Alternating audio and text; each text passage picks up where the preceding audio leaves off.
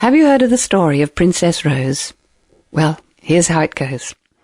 Once upon a time, Princess Rose was the daughter of the good king, and she was loyal and she was loving. But in the neighbouring land there lived the cruel king. And one day they heard the drums of war, and the cruel king was advancing to the border to fight the good king. And so a great battle ensued, and the good king was overcome, and the cruel king threw him into the deepest, darkest dungeon. Princess Rose was distraught, and she went to the cruel king, and on bended knee she begged him to release her father, who was such a good man. But the cruel king merely laughed and refused, and was about to send her on her way, when suddenly he said, "Stop. I will release your father if you can answer this riddle. If not, I will have your head off." "You must come back to me," said the cruel king, "naked but clothed, on horseback but on foot, and you must give me a gift but not give me a gift."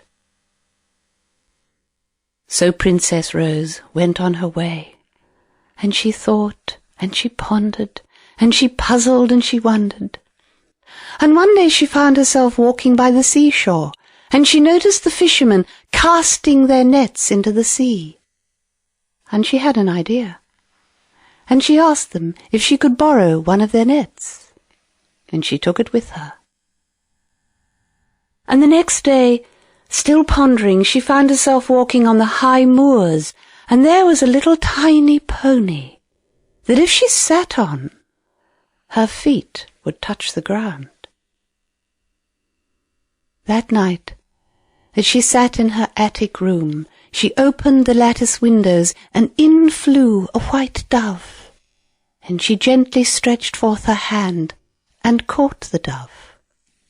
The next day she approached the cruel king, and he looked at her, amazed, for here was a young girl, naked but clothed in a fishing net, sitting on a pony so short that her feet touched the ground, so that she was walking as well.